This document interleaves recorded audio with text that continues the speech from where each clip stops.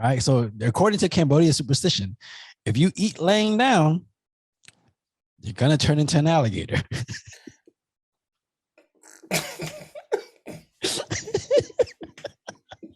We're just gonna start this shit live. The only time I caught the Holy Ghost was when I was in church drinking. Like they're two dumb dudes. Welcome to the latest episode of Sarat and Chris's Movie Therapy Podcast. And look at this right here. We got Crocodile Dun Chris in the building. We're getting this Omni-Man, fucking superhero over here and shit. Man, shit. I gotta start playing with death. Bruh, you like, like the Thing. I mean, you almost like the Incredible Hulk. Like shit happens and you fucking regenerate. Yeah, for real. Bruh, it's fucking insane, man. Like this has been like the most wildest month I've ever heard of. And you were a tank driver in the fucking army. I done had a wild fucking life, man. I'm just like, I gotta really start figuring what my purpose is now, because this last time, instead of knocking on death's door, I was laying there, I was in the front with a handbasket, like, bro, I know you was giving like salutations and everything. Anyways, welcome to the latest episode of Sarat and Chris's Movie Therapy Podcast. It's your boy Sarat, aka Makazi, and your boy Chris Brown, aka Red Fort Delta. How's everybody doing out there? So normally, when Chris gives his greeting, he likes to give a little salute to the camera. Yeah, I was going to, but my fingers is fucked up. You know what I'm saying? They got that Shia LaBeouf finger. So yeah. Inform the audience what happened to you, because this has been a very tumultuous, couple of weeks for you, and it's been nutty. It's been nutty. Like if you're watching this right now, like it looks like we recorded it, close by, but there was a little span of time in there where we couldn't record for obvious reasons. So Chris, let the people know what happened. I don't even know where to start. I mean, where are we at? I don't even. Where are we at? I was trying to figure out the date. It's September.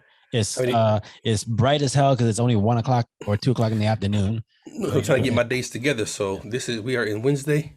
I was in the hospital for 8 days. Yeah. So I guess like 2 Fridays ago.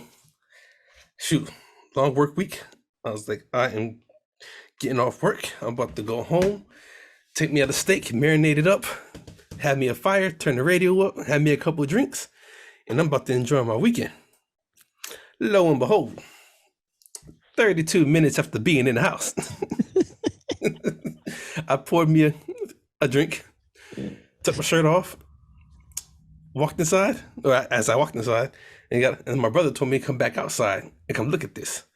I went out there, big ass rattlesnake right there coming from under the porch. I grabbed my shovel that I had right there, just stuck it real quick, but my height and my angle, and being like, I guess, 1.5 feet off the ground, I'm leaned over with the shovel in the snake's back. And I should have kept stabbing it, but I wasn't thinking. I told my brother to get my gun, and I underestimated the length of the snake because it coiled up when it got hit. So when I reached over with my gun to get that shot, motherfucker jumped up and bit me. Right on that trigger finger. Yeah. Right on that trigger finger. Right here in the inside. Caught me right there. You know what I'm saying? And it happened so quick. I swear, it felt like a little kiss. You know what I'm saying? Like a child would give you. Just quick. You know what I'm saying? Mm-hmm. And I didn't even know. I knew I was bit, but I wasn't sure I was bit until I saw the blood. Yeah. I was really dumbfounded. Like, yo, did this thing just bite me? And I'm looking like it couldn't have bit me. That was too quick. Yeah. Then I saw the blood. I was like, oh fuck. And then I saw that rattle. I was like, oh fuck. It's a rattlesnake. You know what I'm saying? Yeah. So did you fire it off on it, right? Oh yeah, I shot it. I killed it. Yeah. And went through the whole process. I mean, I ain't gonna go through all the details because it could be long and drawn out. But I ended up getting myself to the hospital. Yeah. To call the ambulance. And I live out in the sticks, so took the ambulance like 30 minutes to get to me, and then another 30 minutes to get up the road to get to the hospital. So according to the what the doctor said, according to the 911 call, and that time I got to the hospital was 2 hours. So that's 2 hours from being bit to getting some anti-venom. Yeah. That's crazy. I just did people laugh at me all the time because they say I like westerns and shit like that. But hey, I did what the westerns do. I tied off my wrist, just to try to isolate the venom as much as I could. Yeah. And just focused on my breathing, and went back to my military days of having to call in shit when you're getting shot the fuck up. You know what I'm saying? Bro. Stay calm and just shit, do your job. Honestly, Bro, I got that phone call while I was at work in Detroit, and I had to ask. I was like, wait, what just happened? Like, this man got bit by a rattlesnake. Like, part of me was like, this is insane, but another part of me was like, this is exactly how Chris would go. Like, you know, I was sitting there, I was like, okay, he's been transforming himself from, you know, just your average urbanite, you know, Springfield black dude to you know, your urban cowboy Chris. For real. And now this man went and got bit by a rattlesnake.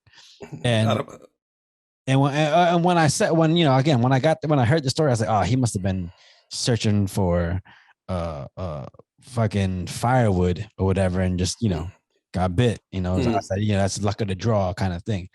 But then when I found out man had the pistol to the head, I was like, I'm gonna take you out, motherfucker, and got bit. I was like, you know what? That's exactly how Chris is gonna go out. Yeah, man. I had one of them Vegeta conversations with it. I couldn't just kill it. I had to sit there and let him know why he about to die. But it's like the bootleg version of Snakes on a Plane. Snakes under a porch. Snakes under the porch. That fucker was huge though, man. Motherfucking snakes under my motherfucking porch. Hell yeah. Man, you talk about some scary ass shit though. Ooh, that was scary. But you know what? Just okay. So you know, we make light of the situation now, but it was really scary. You know, 2 weeks, whatever, seeing Chris in the hospital. You know, just man, when I went to go see him, he was still under, just barely. You know, he was sedated. Opened his eyes every so often, but didn't even remember that I was there. So you know, we can make light of it, but you know, it's scary. So don't take that shit seriously when that shit happens. You know, luckily Chris is doing better now. Obviously, we're recording. Yeah. You know, he didn't lose his digit. He still got the trigger finger. Yeah, I still got it. I ain't got no feeling in this son bitch, but that might change over some time. But I still got it. I'm sure. Yeah, it's got to be a lot of like nerve damage because of all the swelling and shit. My motherfucker, that shit. I saw that swelling. Okay, he had that Professor Clump hand. Yo, shit. My arm was so big. Looking like Hellboy. Yeah, pretty much. I had one big ass arm. Everything on this side was just huge. Like I couldn't even lift it. Like I looked at my arm and I was trying to raise. Like, yo, my arm is heavy as fuck right now. Yeah. You know what I'm saying? But I mean, like, you know, so you know, in that regard, seeing as how Chris is back with us, let's celebrate the right way.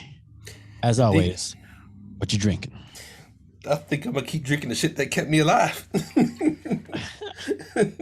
It never stops. All right. You just got Jack. That's it. Oh no! I got something else here. It's a spiked cold brew vanilla cinnamon coffee, 12.5% in this little thing. Bro, that's like, man, I don't. That's too many words. There's too many words in the drink. Spiked cold brew. I just said it's a spiked cold brew, but it's a vanilla cinnamon coffee. Yeah, spiked cold brew vanilla cinnamon coffee. You know, it should be just coffee. That's it. Nah, it's coffee. Vanilla cinnamon. Coffee and Baileys. That's all you need. 12.5%. Shit packs a punch too. I'll tell you that. Yeah. You know, in celebration of you being back, I am. Don't tell me you got some Jack. Let's finish this off. And that little bit you got. Don't tell me you got some more, please. No, this is it, bro. Listen, I'm happy you're alive, but that don't mean I'm gonna put more shit in my body. I will say you didn't have enough shit in your body for the both of us. Yeah, you ain't lying. Tell you the ongoing joke is that snake bit me. I was like, use that line from Venom 2. I've tasted blood, and that ain't it. I was saying, me and your brother, we were like, no, he's got so much alcohol in his system. Maybe the venom ain't even traveling that fast. It's like, this is thicker than I want. Man, that because I want to say I poured the drink, but I think I had 3 shots off the back when I got home, and then my dumb ass, you know, of course, after I called 911, ran inside and poured another drink, then ran outside.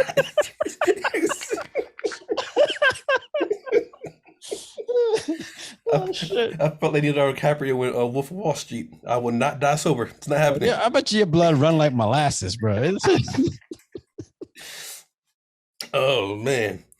But I mean, after the shot, I got my hard kombuchas. I got my passion fruit punch. Oh, nice. The June Shine. Yeah, and then I got the mango daydream. Cool. Yeah, it's hard, man. This light is bright as fuck. But you can see it though, the can.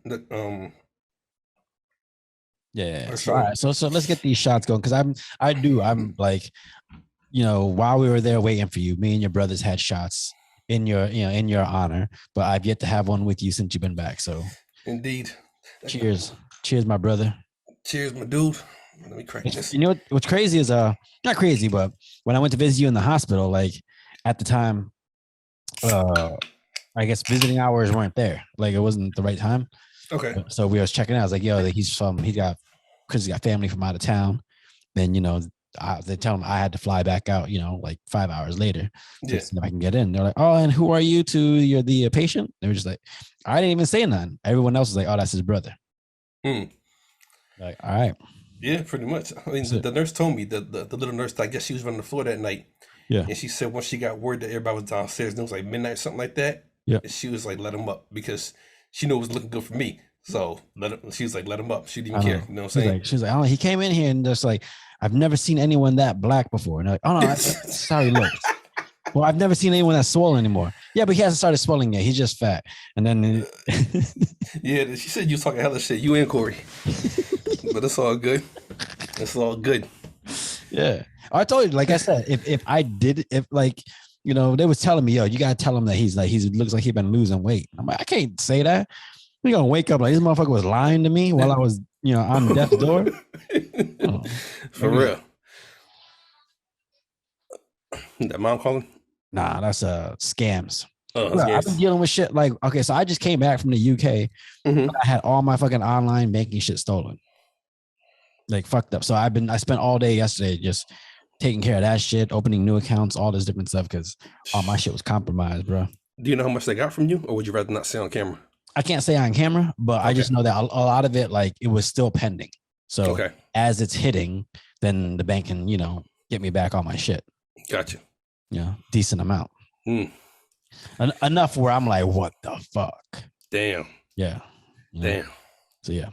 So protect your shit. Get a VPN when you go overseas. Matter of fact, ExpressVPN. If you're listening right now, man, like sponsor this podcast. Hey, there it is. You know what I do? I just go to the bank and take a bunch of money. I travel with cash. Well, I had some UK cash on me that went and did that. But then after all this shit, they locked all my accounts, so that's all I had on me. So damn. Yeah. All right. But as always, brother, cheers to you. Cheers to you for showing up, man. The last minute. I appreciate it. Bro, I was gonna be there regardless. I'd have been there that night if I could, but I got there as early in the morning as I could. Yes, indeed. All right.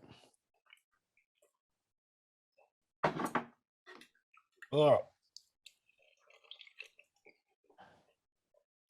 Bro.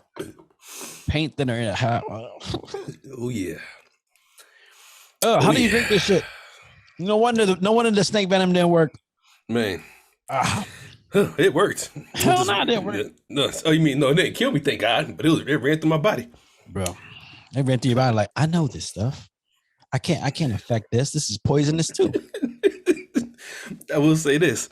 After I shit myself on the bed, I think after that, I have no shame in being who I am anymore in this life. Well, okay, but here's the thing. Like that's what the doctor said was like, the anti-venom was in there, like, fighting against it, but like you basically had to piss and shit out the toxins. That's what they were waiting on. No, that shit happened. I got to the hospital because as soon as I got inside the ambulance, man, them fuckers. Like, okay, bub, I get you on the gurney. I just rolled over off the floor and got on. I'm like, come on, you fuckers. I got time to be playing with you bitches. You know what I'm saying? Yeah. But man, as soon as I got up in there, I'm throwing up. It was like nasty honey mustard type throwing up. Like, yeah, it was terrible. It was terrible.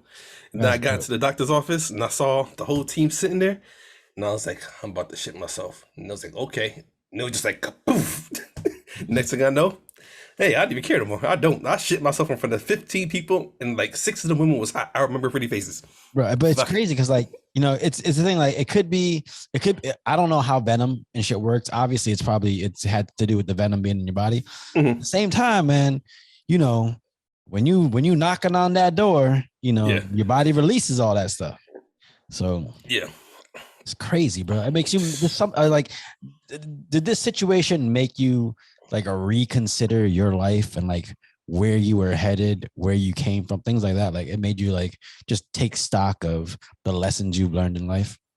Yeah, definitely. I mean, I don't know if I should put this on camera because we talk about movies and shit, but we Yeah. talking. Um, like I said, I don't play with death too many times. You know what I'm Yeah. saying? Sometimes on purpose, sometimes not on purpose, just the way life was going. But secretly I've always had like a weird, not necessarily obsession, Yeah. but like being ready to die all the time. You know what I'm Yeah. saying? Yeah. Like go with no regrets. Like it's like always be ready to die. Yeah. Until you're about to die, you know it. And then you're like, I ain't ready for this shit. You know what I'm Mhm. saying? Like Well, I that's thought like I was my whole life, but I'm not. You know what I mean? that's like that Cat Williams joke. He goes, "All thugs be ready to die till they get shot." Well, what up? I'm ready to die. Just Shit, that's the way it be. You know what I mean? yeah. I mean, I feel like it's one of those things where like you try to you want to live your life with no regrets and freely, like that way when the time comes you're prepared and you're ready to go. But like I feel like when it's that, I don't want to say instantaneous, but when it's that like spontaneous, Hmm.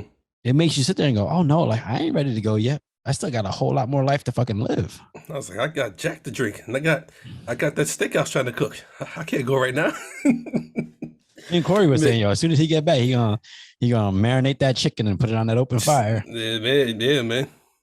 Yes, indeed. Well, so and the reason why I brought that up is because the movie we watched this week dealt a lot with the idea of the lessons you learn growing up and Hmm. how that affects you as you become an adult. Mm. The movie we watched this week was picked by yours truly. It's an Amazon Prime original, and it's called The Tender Bar, starring Ty Sheridan, Ben Affleck, and a couple other people. Hmm. And I feel like the crux of the movie is basically, you know, the idea that it takes a village to raise a child. Indeed. That's kind of what I got from the movie. So, off back, off rip. Did you like the movie? I did. I did. Why? It was entertaining. Some parts of it did throw me off because the movie's based out of the '80s. Am I correct? Yeah, it's Okay. based on a memoir. It was written by someone. Yeah. Yeah, So but no, it was definitely it was a decent watch. So you know me, I can't say I did like it or I did like it. It's either yes or no. So yeah. yeah, I liked it. You know what I'm I saying? I like the movie a lot because it's one of those movies where I don't want to say it's a coming of age story, but you're kind of learning about like how people interact with each other and how people operate. Hmm. It's not the best. I think a better version of this movie is actually My Life as a Dog. I think that's actually a better Hmm. version of the same movie. Okay. But no, I liked it a lot. I thought the acting was good and I thought the story was good. And I just liked that it wasn't one of those movies that like did too much. Hmm. It didn't need this giant like big thing happening at the end. It didn't need this big dramatic filled, shit going down. It was just like even kill that you saw. It felt really, really realistic. Yeah, definitely. I just found it so cool that I guess not even cool, but back in the day, That's good. it looks good. My brother just went to the store. He's bringing me back some beer right now. Yeah, But but I mean, where you live, all you get is Bud Light, Miller Light, Skulls. no, no, that's cool. That's Yeah, that's West Side Chicago. that's that tobacco. That's that tobacco. Oh man. Oh shit. I don't know. Yeah, I don't know what he's gonna get. I just don't grab something. I don't care. But Yeah, yeah, just like the kids sitting at the bar, I thought it was just cool because back in the day they could do that. You could send your child to the store, and the neighborhood, if they knew who your mama was, they'll sell a 10-year-old kid a pack of cigarettes hmm and a 6-pack of beer because they know what's going home to their parents. You know what I'm saying? yeah, Nowadays, you don't see that shit no more. Even though some people, I think, in smaller communities still would do it if they yeah, know the community, yeah, but it's just like it's so frowned upon nowadays, yeah, yeah. and like I don't even know if I prefer it or not. You know what I'm saying? Yeah, because you feel like I mean, I get the idea that like that kind of opens the door for a child to experiment early on in life. Hmm. But I mean, the idea that like a community is so tight knit that you can be like, yeah, that's Claire's son. You can Yeah, just give him whatever. Yeah, it's Claire's normal order. Just give it to him. He'll take it home. yeah. So like that. Well, it's I feel like the movie itself. I mean, first of all, it's called The Tender Bar. Why do you think it's called The Tender Bar? Tender Bar, that was Tender Son. No, The Tender Bar. I must have. That's completely. First of all, it's a completely different 3-letter word. Ain't got none of the same letters in it. Are you sure it's not The Tender Son? It's called The Tender Bar. Oh my god! Oh yeah, I watched the right movie. I know I did, but fuck, work with me. I'm sedated most of the time these days. You know what I'm saying, and not on alcohol. Shit. Yeah. Well, so I thought it was called The Tender Bar. Like after watching the movie, because it felt like. Okay, so Ben Affleck's character in the movie, he's the lead character's uncle, and he owns this bar called Dickens Bar, which is named after like Charles Dickens, and it felt like I don't want to say that's his school, but that's where he learned most of the lessons in his life. Yeah, sitting at the bar, talking to his uncle and his uncle's friends. Yeah. And that's why I was like, I think it was called The Tender Bar, just off the basis of like, that's where tender loving care. Mm-hmm. That's where he got that in his life. Yeah. The neighborhood drunks, as they call them, that go in there for the 5 o'clock or early morning brew, whatever case may be, pack of cigarettes, sports games, he's sitting at the end of the bar reading. You know what I mean? Yeah. It's crazy because like, I'm sure you remember moments in your life where you're just sitting around like the adults in the room. Mm-hmm. And these are the adults that are around all the time. And you're picking up like life lessons. Oh yeah. And that you end up taking on with you, through the rest of your life. Like, do you think lessons learned in that way carry more weight than say lessons learned in school? Fuck yeah. Sure. I'm a firm believer that no matter how many books you read, no matter how many shows you watch, you know what I'm saying? And I love watching documentaries and things like that. Yeah. Nothing is ever going to teach you the way life will. You know what I'm saying? A hand-to-hand or a front row experience will teach you better than any book ever could. You know what I'm saying? And I also think it's because, the idea of experience, like there is no degree and there is no certificate that you can get, to me, that's going to mean more to a person than actual experience, life experience. Like if I know you've been through some shit, I'm more than likely going to take your word over someone who, took some lessons at school and might know some shit. Yeah. That was an argument I had with a lot of college people. And one thing that used to always trip me out when I would meet, women and everything that were sitting on MBAs and PhDs and everything else like that. Mm-hmm. And I've heard it more than one time. So, and I say this humbly, so don't think I'm trying to toot my horn like that. But they would say, I wish I was as smart as you. And I'm like, as smart as me? I'm from Springfield Public Schools with a couple years of college, you know what I'm saying? And I just go and do shit, you know what I'm saying? Yeah. But then my cousin broke it down to me one day. She was like, you're everything people wish they could be and happier than not. I do everything I want to do, and I do everything I shouldn't do. Yeah. You know what I'm saying? Yeah. It's like, so on that aspect, I guess I understood it. I think, because I think with someone like you, you're someone whose life is well versed. Like you got a lot of life experience to where, there's going to be people who are going to look at your decisions you made and go, I could never do that, but I wish I could.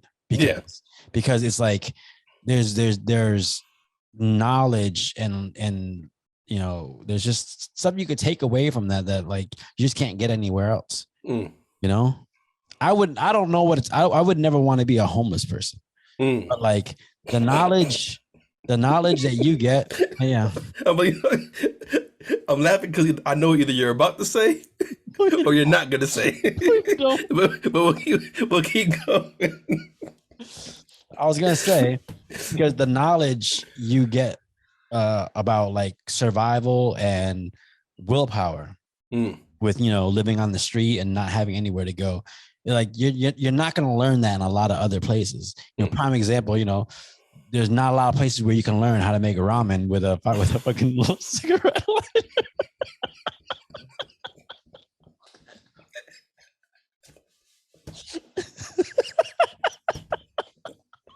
Oh shit. Yeah. I was gonna try to extend it for like a long time before I brought it today. You already called me out on it early. Because I knew it was about to happen when you said being a homeless person. I said, here we go. So y'all that don't know, yes, I was homeless for a time and I was sleeping out of my car. But luckily for me, the job I had a shower and everything in there. So if you didn't know me, you never knew I was homeless. You know what I'm saying? Yeah. I was sleeping in the back of Friendly's lot. I don't know. You would just thought this man really like ramen. That's it. Yep. Hey, shit. Yeah. But I mean, but in that sense, if you ever, whenever shit gets hard for you, you're like, this is a piece of cake. I've been through worse. Like there's a confidence and a fucking strength that comes with being able to endure, situations like that. Yeah. And I think, when you talk to someone who's endured, that's why I think when people talk to you, they put a lot of stock in your words because they know you've been through some shit. Yeah. But okay. So, all right. So in this movie, like, I mean, the core element of this movie is the relationship with the main character and his uncle, and his mom, and his absentee father. And like, I feel like there's a lot of people who can relate to the idea of being raised by their uncle because their dad wasn't around. Indeed. I don't know that because my mom and dad been around my whole life, but like, as someone who's was raised by his mom, like how do you relate to that? That's one thing that actually really upset me when I got older, because to me, growing up, my uncle was like that guy. You know what I'm saying? Whatever habits he had or whatever, I didn't know about it. All I knew was if I needed something, it was there. You know what I'm saying? He lived states away, but whenever he came in town, it was always going out to eat, going out to do something, play golf, and he had all the nieces and nephews. You know what I'm saying? He didn't just grab me; it was all of us. Yeah. But he came in, it's like, that's that dude right there. You know what I'm saying? And when I got older and actually went and stayed with him and everything, and I still love him to death, but I just noticed some things as a man that I guess that's that whole phrase about never meet your heroes. You know what I'm saying? Yeah. And it was different. So it just made me rethink some things. But yeah, I do know the feeling. And is it one of those instances where it's like it's a kind of a do as I say, not as I do kind of situation? But one of those instances where it's like you come to realize that even the best people in this world got fucking cracks in the show. Definitely. And I think that's why I think we had this conversation why I have a hard time, or people have a hard time checking me. Yeah. Because I don't mind wearing all my bullshit and my good shit on the same sleeve. Mm-hmm. You know what I'm saying? Yeah. So it's like if I know my bullshit and I'm telling you what it is, you can't call me out on it because it's sitting right there. I know it. What can you say to me that's gonna hurt me? You know what I'm saying? Yeah. And that was the kind of conversation with people many times. And it's like, can you take the shit you put out? I was like, yeah, why do you think my best friend is who he is? He's a fucking asshole. But I need that, you know what I'm saying? Yeah, that's why everybody thinks I'm racist. First of all, I'm not racist. I'm observant. There's a difference. Racist and observant, okay. Yeah. But yeah, he prejudiced. Like, no, I don't judge anybody based off anything. I'm gonna just point it out to you and let you know. And if you point out some shit to me, like I got pointed out some shit today. Not today, yesterday. I was, driving, I was talking to someone. And I had said that like I was looking for property to buy, and stuff like that. And I realized that there's certain times where I will search out property or land based off of its distance to the nearest noodle shop.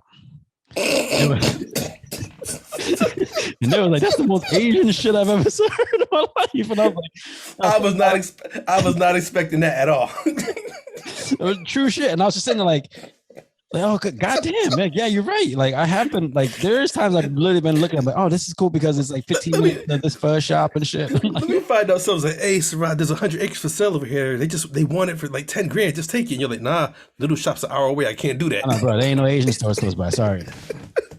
Yeah. You dumbass. Okay. God. I had that epiphany yesterday when I was like, God damn, I am like, okay. But yeah, But no, like, okay, so here's the thing. When I meet people who I deem as good people, and then I meet them and I see all the cracks and crannies in their skin and realize even though they're good people, they're not perfect people. Like, that gives me a sense of hope. Mm. Because I feel like there's a lot of people in this world who feel like to be good, you got to be perfect, Mm. you know? And I think that sets a bar that's just unattainable for most people. Mm.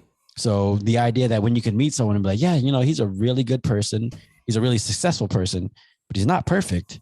Mm. That makes you go, well, if he could do it, then I can do it. I'm not perfect, but he did it somehow. So maybe I just got to put in some work and get to that same point. Yeah. No? I think the whole idea of being perfect is, I just think it's too much stress. Mm. The idea It that really you have is. to, the idea that you have to portray a sense of perfection in order to attain whatever success is in your mind. Like, I can't do that shit, bro. Yeah. Yeah, it is too stressful. Like, because you're not only trying to be perfect for you, you're trying to be perfect for everybody else. Mm-hmm. You know what I'm saying? So you got to constantly like put this persona on of a person that ain't you. You know what I'm saying? Yeah. And when you get home, when all the curtains close and everything else, now you're like, okay, cool, now I can be me. What fun is that? You know what I'm saying? Yeah. Like, shit, your whole life is a lie. Yeah. Go be you at McDonald's. Go be you at the mall. Like, Mm-hmm. why do you wait? Why do you wait for when the doors are locked and the curtains are closed and you're able to take that mask off? Like, why? Yeah.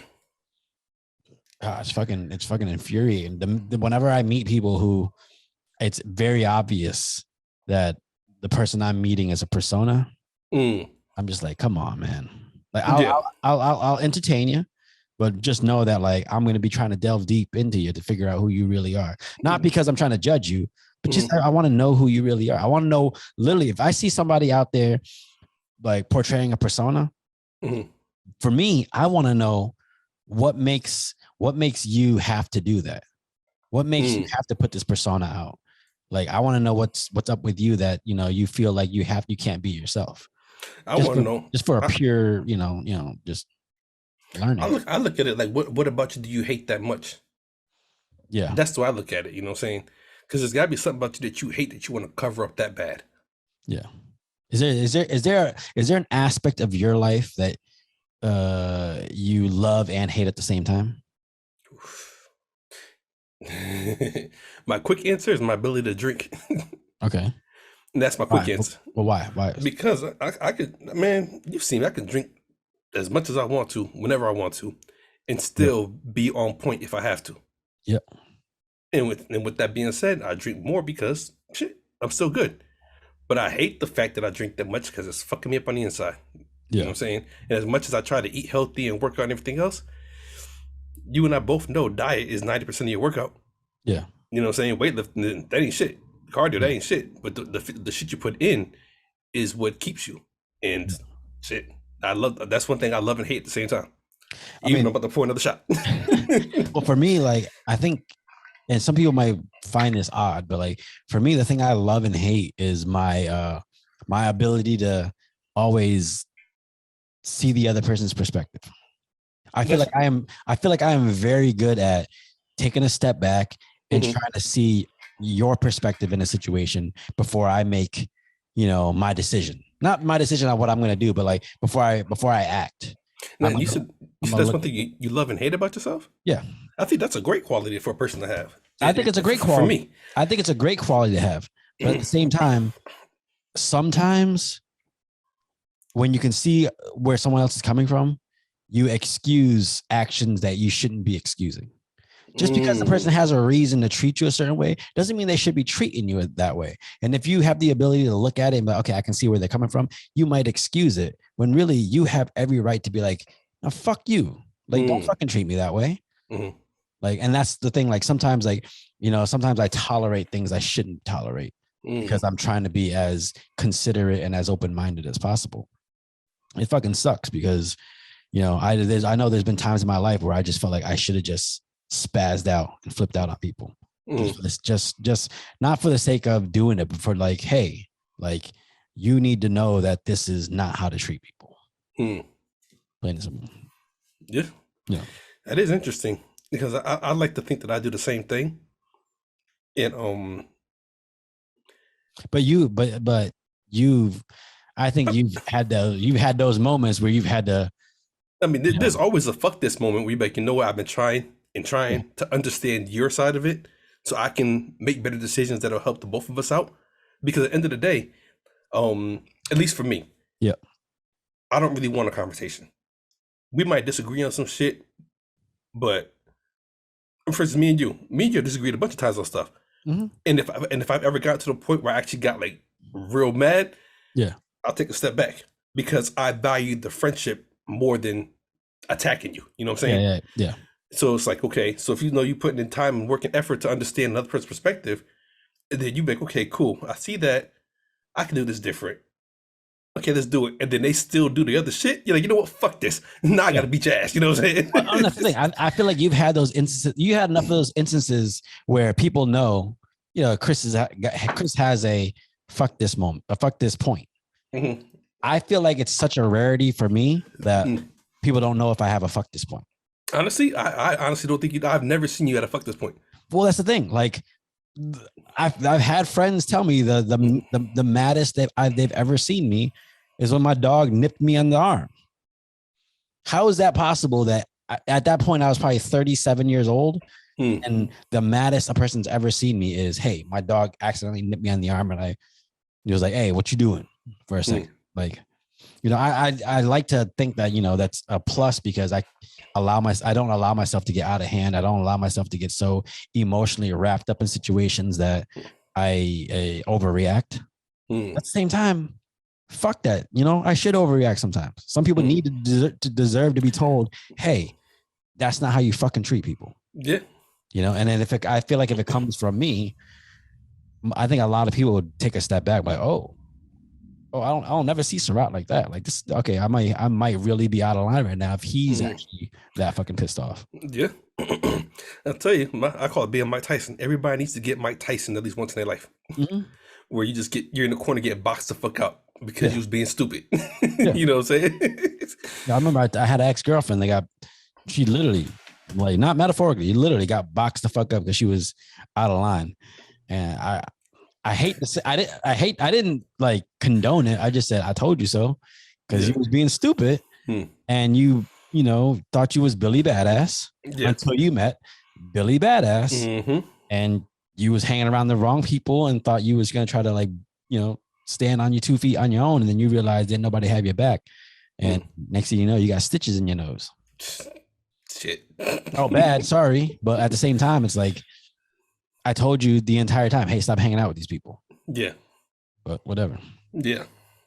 But I mean, yeah. So, I mean, like, the lead character, he essentially got a whole life lessons while hanging out in this bar. And his uncle was essentially his dad. Because his dad was, you know, this dude on the radio. So it was almost like a local celebrity. And because of that local celebrity status, a lot of people didn't view him as, you know, much of a problem. But in this kid's life, like, he's just absentee father that he's enamored by this voice on the radio. And then, you know, come to find out, you know, what kind of person he really is. Yeah, like, I thought that was just like, I mean, I ain't gonna say I lived through it because I haven't, but it was kind of funny because remember in the movie he picks up his son and all he does is take him around the block. Yeah, and just talk to him for a second. Took him in a clear square, gave him some money, sent him on his way. You know what I'm saying? And I found that there's another part in the movie, I think, where he calls or his dad calls, and it really, really kind of triggered something in me because my dad called me when I was in the hospital. Really? Yeah. And I said, it's so funny. No matter how much you don't hear their voice, you know it when you do, off the back. Because when he called, I was just like, I know that voice. You know what I'm saying? And I ain't talked to the man. Okay, so when he called us in the hospital, that was what, like last week.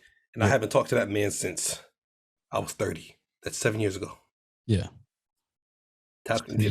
Yeah, you know what I'm saying? But yeah, because in the movie, the only thing he knew of his dad was his voice on the radio. And then he called him, you know, and he didn't know, but like he was his dad. And that was actually one of the dopest scenes because for me, like the Ben Affleck character, who's the uncle, the protective uncle, he was listening to him and he knew, like, oh, this motherfucker's calling again. He's gonna break his heart. Then he had to give him the opportunity to try to do right by his son. So he's like, yeah, the Mets are playing tomorrow against this team. Like, he gave him all the information. Like, hey, just you, this is your opportunity. Go do right by your son. Mm-hmm.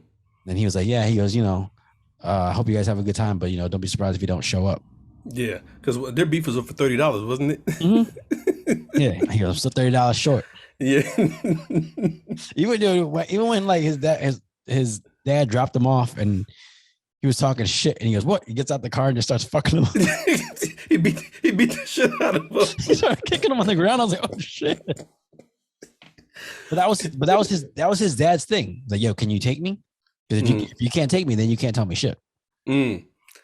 That's it's hard to argue that. Yeah, it is. Right? It is. Ben Affleck had a few good one-liners in, like this one he said where what did he say about his sister?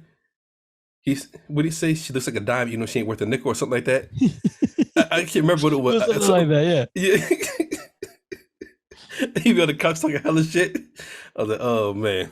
Dude, the grandfather was Christopher Oh, Lloyd. Christopher Lloyd, yeah. I ain't seen that man in a movie in, like, I don't know what other movies he's been in, because the only thing I remember is fucking Back to the Future. But I think he's got some production, because I think he was one of the writers or the producers of Modern Family. Maybe. You know what I'm saying? I can see him being a producer on it and shit like that. But like, so he still got his money. Yep.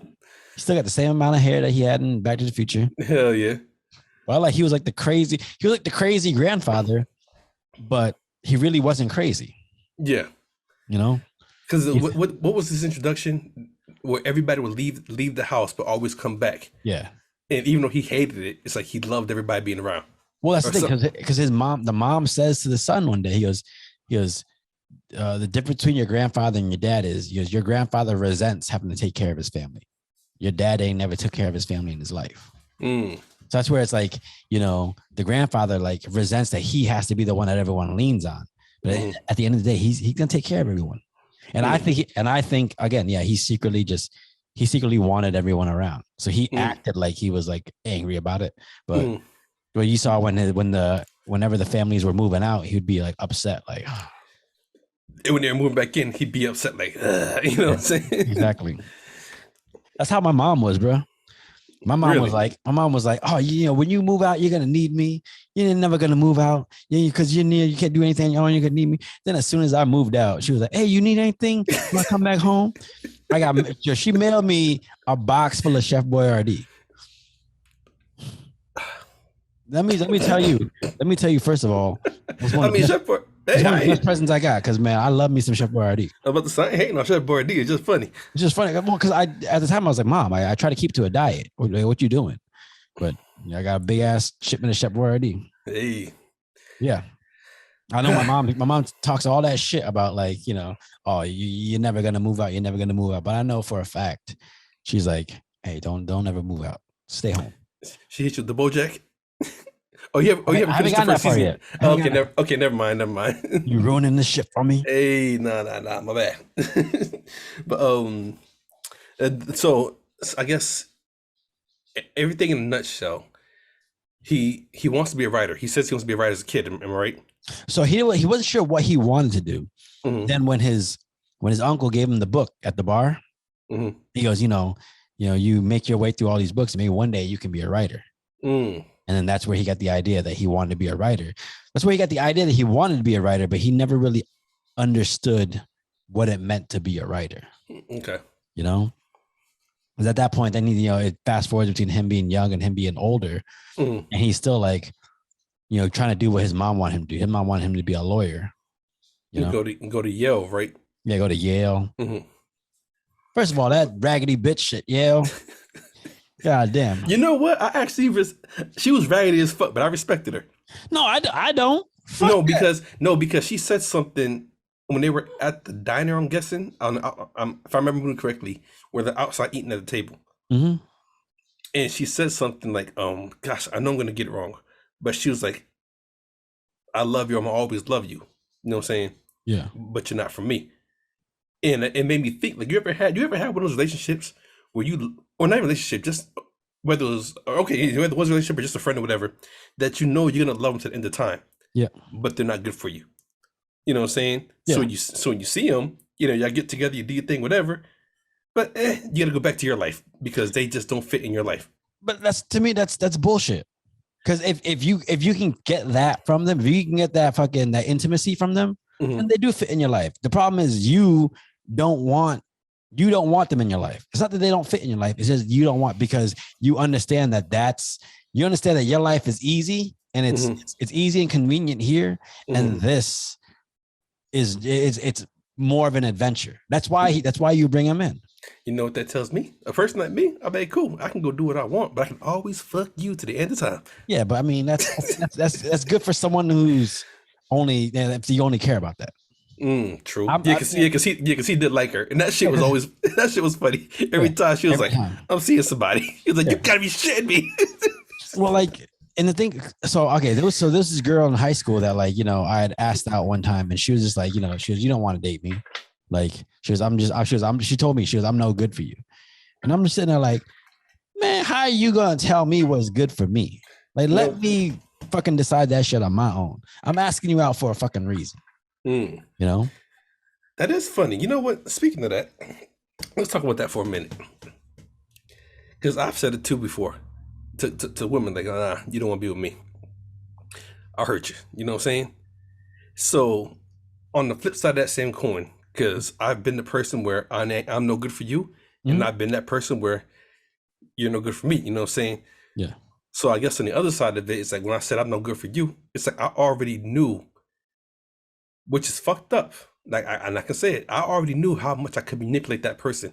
Yeah. And I didn't want that. If I knew I could get over on them, yeah, I don't want to be with you, because you're going to be that little sheep and I'm going to be that wolf, and I can do whatever the fuck I want to do, and you're going to always be there. No, but that to me, that's such a bullshit fucking answer. Because, okay, why is it? Because you're choosing to be that wolf. Very true. Very true. It's like, you don't have to be that person, but you're sitting there just saying, oh yeah, this is what I'm going to do, and this is what's going to happen. It's like, that's just you. To me, that's a person not taking responsibility for their own fucking actions. You know what? And with that being said, I'll give you that, because that was me younger. Now that I'm older, it's like, I feel like I'm the best thing since sliced bread. I feel like any relationship I step into, I'm gonna bring gold to the table. You know what I'm saying? Well, that's because you're aiming for threes. That's it. Aiming for threes? Oh no, wait, what? You lost me with that. What's that even mean? Break that down. I'm just saying, of course you're the best thing in there. If you got a scale of 1 to 10 and you aiming for threes, of course you're gonna be there, because if you're a 6. Oh no. I'm talking about anything, you know what I'm saying? I mean, but that's me now, Yeah. So it's like me now versus me years ago. I don't think I could tell a girl I ain't no good for you. It's really more about, you ain't no good for me, and I know it. You know what I'm saying? I get that. I get that you ain't good for me. I get that completely. Because you're making a decision for yourself. Yeah. Like, I like this girl, but she ain't no good for me. I get that. But the whole idea that, like, hey, you don't want to date me, I'm no good for you, kind of that, to me, that's bullshit, because that's saying, I'm a piece of shit and I accept that I am a piece of shit. But it's like, okay, if you're a piece of shit, you don't have to be a piece of shit. You're choosing to be a piece of shit. And you just don't want the responsibility that comes with being called out for being a piece of shit. Okay. So at what age do you learn that difference? Because I've had girls tell me that, you know what I'm saying? And I actually agree with you. You're choosing to be a piece of shit. You know what I'm saying? But when does that change? Or it's like, you know what? I think it changes, in all honesty. I think it changes when you come across that person where you're like, I don't want to be the normal me for this person. Like, this person isn't, like, I can't be a piece of shit to this person. Like, to me, that's real love. Like, you can like somebody, you can love someone, but when you get that person that makes you want to change your ways, like, that's when you're like, okay, like, that's when you fully understand that, acting that way is a choice. And it's hard for me to say, because, like, I've never come across as a piece of shit. I'll tell you right now, I'm like the nicest dude in the fucking world, to my detriment, because I'm so fucking nice. People tell me, hey, you're just too nice.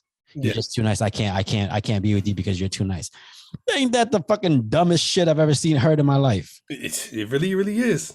It's like, but yeah, because when you're 19, yeah, I'm too nice. But then when you're 36 and single and you got stretch marks, that too nice sounds pretty fucking good, huh? God damn it. So I felt some bass in your voice on that one. No, I'm just saying, I've heard that one too many fucking times in my life. Oh man. How the fuck is being too nice a bad thing? Because people, whether they realize it or not, are always looking for their reflection. You know what I'm saying? And if you see Elaborate. well, if you see somebody, um, and you might like them, Yep. but you see that I'm trying to put it in like a real life perspective because I can't say I've never felt like this, but I don't remember feeling like this just because I've been me. I've been coming my own skin for a long, long time. So, Yeah. but basically, let's just say, for instance, I'm a truck driver. Okay. Mhm. So if I was less confident in myself, I don't think I could talk to a doctor or a lawyer. You know what I'm saying? Because it's like, I see what you do, and your paycheck shits the fuck on mine. You know what I'm saying? Yeah. So in my reflection, I can't be with this person because they're better than me. When at the end of the day, we're both going to the same $5 happy hour. Yeah. You know what I'm saying? Yeah. But you don't see that. All you see is their social status. So when you're looking, so when a person's like, you're too good for me, you're too nice or whatever, they're looking for somebody that they can feel comfortable being their shitty ass self, not knowing their shitty ass self isn't shitty at all. Yeah. That's just your level of your own expectation. You know There what I you mean? go. That right there is expectation. I think Mhm. I think that's what it is. It's like, I think when you deal with someone who you perceive as better than you, Mhm. not saying you're saying, but like if you see this person that says they're too good, they're too nice, to me, you're saying, okay, you're better, you're a better person than I am. Mhm. And I can't be with you because that's a standard I can't live to. Knowing, but not knowing that, like, one, no, you can live up to it because you're the one that's choosing not to live up to that standard. And two, who's to say that person's putting that standard on you? You're the one putting it on yourself. Yeah. You're cutting the head off before it even, starts squirming. But a lot of people don't even know that. It's like, I guess when you've been used to dealing with shit, you think shit what you're supposed to deal with. Yeah. And when you've been used to being luxury and having what you want, you think you're supposed to have that all the fucking time. Yeah. You know what I'm saying? It's like the movie Hitch. Once you get out of your own way, you'll realize you can go eat the finest steak at the finest restaurant, and you Mhm. can go straight to the Vietnamese restaurant, get you a Panella bowl of bowl of pho, pho. Yeah. and be just as happy. Exactly. You know what I'm saying? Exactly. I don't, I just, it doesn't, the idea that you don't deserve better than what you've had Mm, doesn't fucking make sense to me. mm, And then but when I hear excuses being given, it's almost like it's like the person doesn't believe that the person doesn't believe that they don't deserve better than they perceive themselves to be. But then they'll give excuses where it's like, no, you that's what you're saying. You're just saying it in a different way so that it makes it, digestible to you. mm, Oh, and that's what I felt like I felt like the girl really wanted to be with him because I think she was so used to that manicured fucking high society kind of life mm, that he was almost an adventure for her that she wanted to take, but mm. she didn't want to deal with the whole perception coming from, her place in society. And you know what's funny about that? Because if that was a real life story, Mhm. I think without the expectations, they might have been good together. Because even Yeah. though he came from the slums and she had what do you call it, blue collar family or something like that? Yeah, blue collar, like a silver spoon in the mouth kind of Yeah, shit. you know what I'm saying? Yeah. She was open enough to be at the dive bar with him and his family. You know what I'm Mhm. saying? Yeah. And he was open enough to go sit at a fancy table. Yeah. But of course, your outside influences Yeah. will change all that. Yeah. It dictates all that shit. But Yeah. it's just one of those things where it's like, man, like I just don't get that shit. I really don't. And that fucking shit upsets me when like people, I don't know. I don't know. Just the idea that you're like hinged based off of where you came from. Mm. You know, even high up, I like you can't date below a specific social status. Yeah. Fuck that shit. If you meet someone who's, you know, dirt poor, but they got more drive than every single fucking cousin you have in your fucking family, why not fucking date that person? You might be the catalyst for that person to fucking rise up and go even fucking higher. Yeah, all it is opportunity. Exactly. All it is opportunity. You know what I'm saying? Your opportunity in your own ability and drive to want to make it somewhere. Mm-hmm. That's all it is. You know what I'm saying? Yeah. Man, fucking when he went over to the family's house for dinner, and they had a ritzy ass parents. Yeah.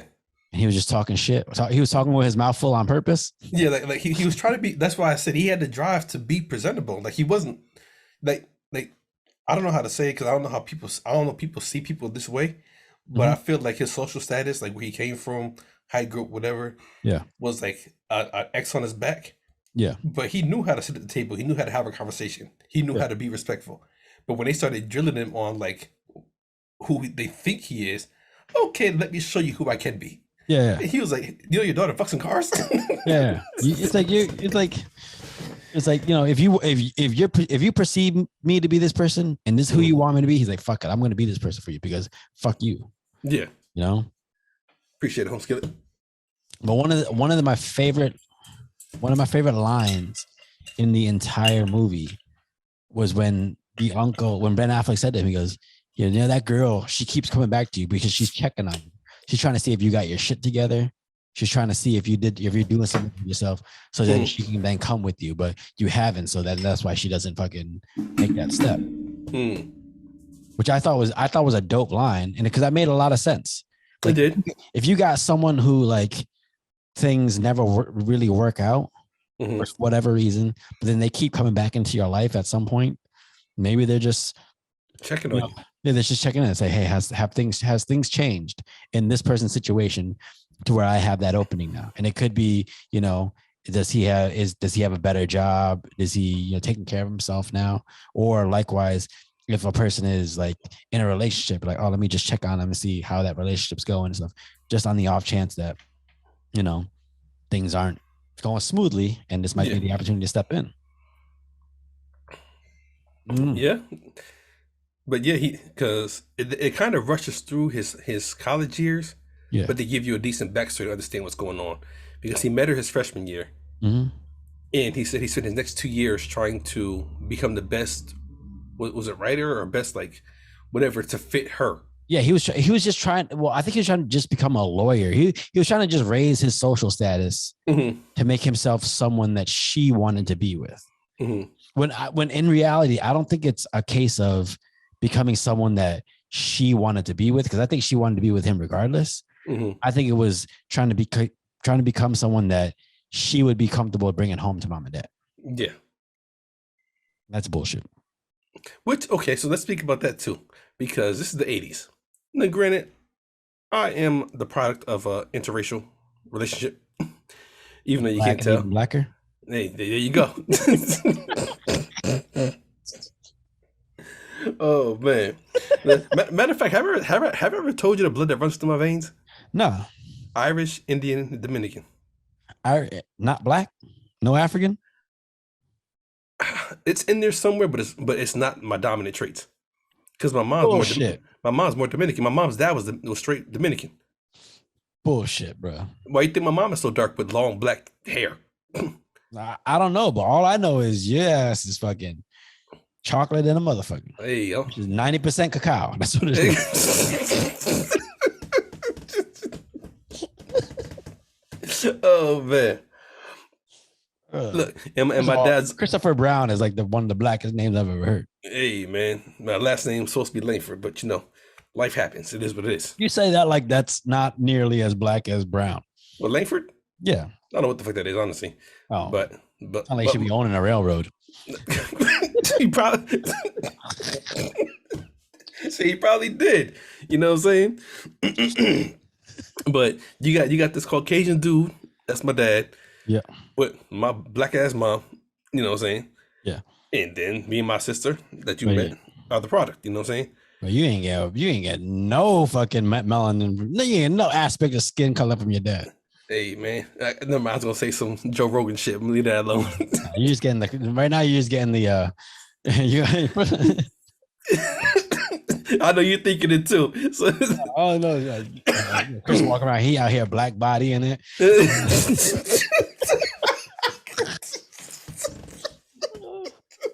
I don't think that's gonna ever get old, man. No, so your dad is where the cargo shorts and the camo hoodie came from. Shit, honestly, I don't fucking know. I really don't.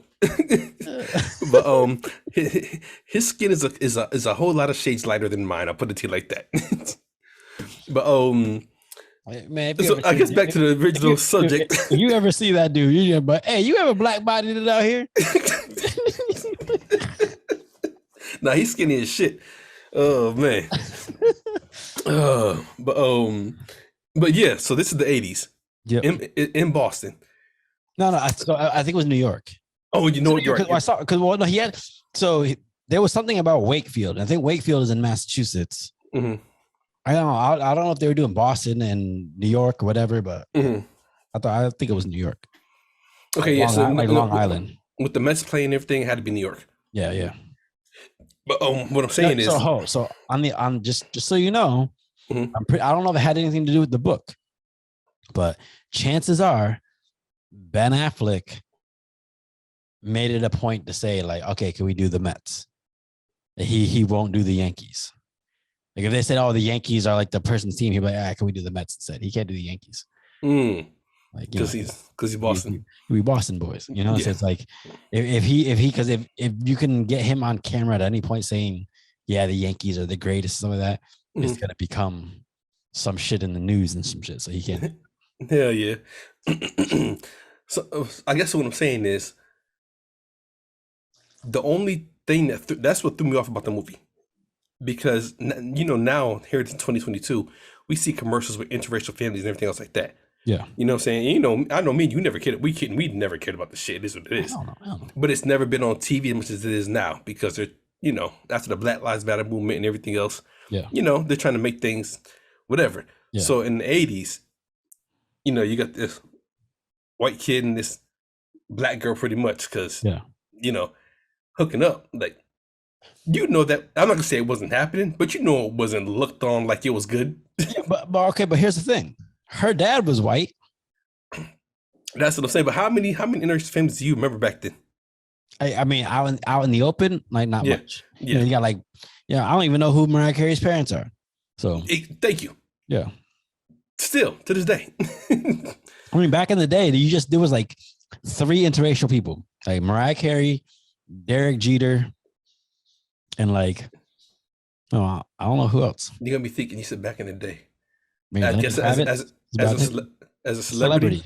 Yeah. Mariah Carey was definitely one of them. Mariah Carey, Derek Jeter, that's a damn shame. Yeah. Yeah. We can't think of nobody outside of that. Yeah. And it's not saying there weren't, it's just we can't think of it. So, yeah.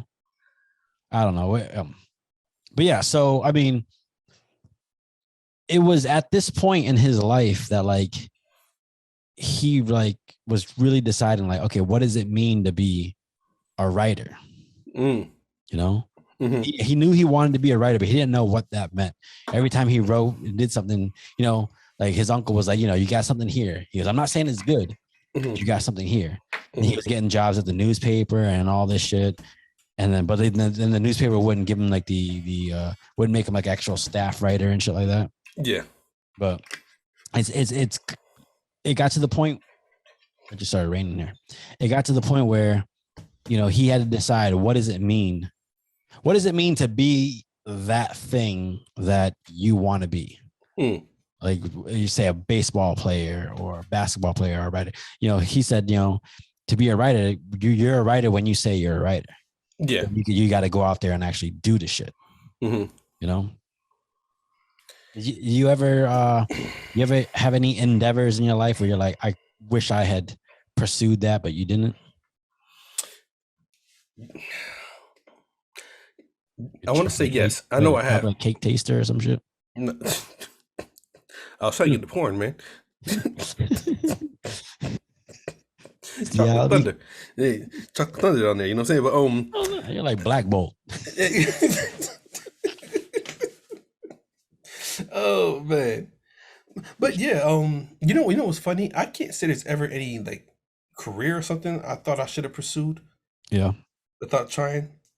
No, I might have told you this, but there was this one girl that I should have tried. You know what I'm saying? I And- told you my high school story yeah. where You ever thought about just like finding her contact info and just seeing what's up? I have, but it's like, yeah, why? You hear that? Yeah, I just did. That fucking thunder is loud as fuck. Shit, It's you scared? hurricane season down here, bro. You scared? Don't be scared. Hell I no. hate you. I was watching Life the other day. Don't be scared. No, Don't be Ry- scared. Ryu literally just walked right by into the bedroom, so I know he's going to hide underneath the bed. Not even like he was there. Yeah. Quiet as hell. Well, I got to go drop him off at the sitter after because brother's got to go up to Massachusetts to get ready for this race. Oh yeah, there we go. My ass is, I've been training and that shit sucks. Man, I was training. Nah, I just get a little cardio and then call it a damn day. Are you gonna be seeing Speaking of that? that, you're dumbass. What? Man, build some muscle up. I said, how? I got one arm. You say, well, you can. You know what? Okay, yeah, you're right. Yeah, Like, you're come right. on, man. Shit. Just wear squats. You got enough upper body. You build that lower body. I mean, shit, my legs are fine. Yeah, hell no. What you mean, hell no? Hell no. They got size. They ain't got no definition. Oh, they do now after being in the house for 8 damn days. I know. You got that detox. For real. Hey man, but you went on nature's natural diuretic. That's what happened. fucking snake venom. I'll tell you, I gotta find me a superhero name, like Snake Man or some shit. Nah, you know, I just see it. I don't know. Because you done got bit by a snake. You done got shot in the face. Mm-hmm. You done flipped over a truck. Mm. Been blown up, concussion. You black right in ankle? America. Yeah, that too.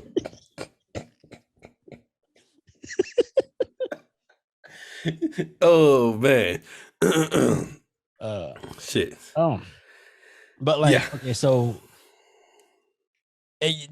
so it got to a point, it got to a head when he finally, as an adult, got to sit down with his dad. Mm-hmm. He sat down at the diner. Yeah. His dad had a very Chris Brown line. What line was this? He said, I just come to realize he goes, I can actually have a drink now. I can enjoy a cocktail. I just realized I'm not an alcoholic. So now I can enjoy a cocktail. Oh yeah, he did say that. That shit was mind over matter. Like, no, I'm not an alcoholic. So yeah, I can have one. That's the conversation I have with the damn doctors. Because did I tell you the first thing I asked for was whiskey when I woke up? I heard, yeah, I think you told me that, yeah. Yeah, the first thing I wanted was whiskey, and I made all kinds of alcohol jokes. You know what I'm saying? Mhm. Oh shit, yeah. But there was like, if you really are going through withdrawals, we got stuff for that. I said, no, I'm joking with y'all. I said, as much as I like to drink, as much as I do drink, it does control me. Yeah. Which was actually a real realization for me. Yeah. Because I'm in a place where I know I can't have it, so I actually turned it off. Yeah. Which is, I ain't gonna say it's weird, but it's like, okay, I can do that. Yeah. You know what I'm saying? I can be like, okay, this shit, turn that switch off. Which is dope. I like that the idea that like it isn't you're not breaking shit down to go get fucking some alcohol in your system. Not like back your friend. Come on. It hurts. It Help me hurts out. so bad. Look, help me out, man. Come on. When's the last time you had a drink? I ain't had one since this morning. When I got off work, now I'm back at work. I need another one. Oh shit.